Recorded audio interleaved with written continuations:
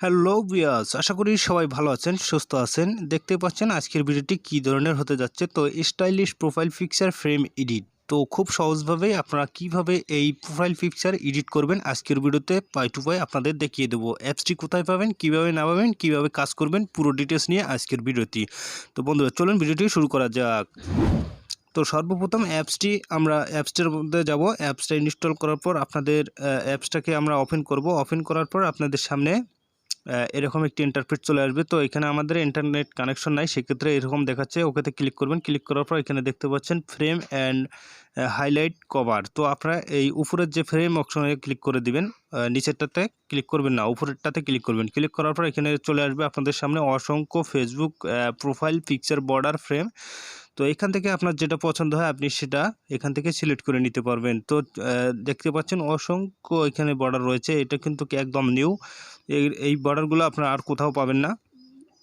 তো সর্বপ্রথম আপনারা যে কোনো একটা সিলেক্ট করে নেবেন, যে কোনো একটার মধ্যে আপনারা ট্যাপ করবেন। ট্যাপ করার পর যে কোনো আপনার যেটা আপনার পছন্দ হয় ট্যাপ করবেন। ট্যাপ করার পর গ্যালারি অপশনে আবার ক্লিক করবেন। গ্যালারি অপশনে ক্লিক করার পর আপনাদের গ্যালারিতে নিয়ে আসবে। তো এখানে দেখতে পাচ্ছেন আপনার ফোনের গ্যালারিতে ক্লিক করে দেবেন।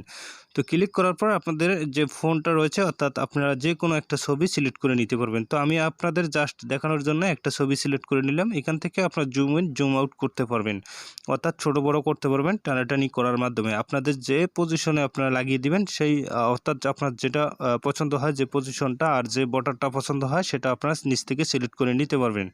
তো এখানে দেখতে পাচ্ছেন অসংখ্য বর্ডার রয়েছে, খুব ভিআইপি বর্ডার। এই বর্ডারগুলো যদি আপনার ফেসবুক প্রোফাইলে লাগান তো অবশ্যই যে কেউ দেখে আশ্চর্য হয়ে যাবে। তো বন্ধুরা আপনার যেটা আপনার পছন্দ হয় অবশ্যই আপনারা সেটা ব্যবহার করবেন। তো সবগুলো আমি আপনাদের দেখিয়ে দিচ্ছি যে আমাদের বর্ডারগুলো কি বর্ডার রয়েছে, অর্থাৎ অসংখ্য বর্ডার রয়েছে, যেখান থেকে আপনারা আপনার পছন্দের বর্ডারগুলো সিলেক্ট করে নিতে পারবেন।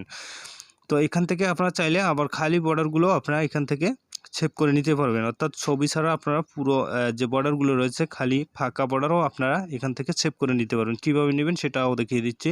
তো মনে করেন আপনারা এই বর্ডারটাকে সেভ করবেন। সেভ করার জন্য আমাদের পিকচারটা থেকে আপনাদের যে পিকচারটা রয়েছে আমরা পিকচারটাকে একটু ভিতরে নেওয়ার পর উপরের দিকে আমাদের সেভ অপশন রয়েছে, সেভে আপনারা চাপ দিবেন। জাস্ট আমাদের ফ্রেমটা গ্যালারিতে চলে যাবে, অর্থাৎ শুধু ফ্রেমটা আমাদের গ্যালারিতে চলে যাবে। তারপরে আসুন আমাদের পিকচারটাকে আমরা সেভ করব। পিকচারটাকে সেভ করার জন্য আমাদের পিকচারটাকে আমরা আবার সামনের দিকে নিয়ে আসব।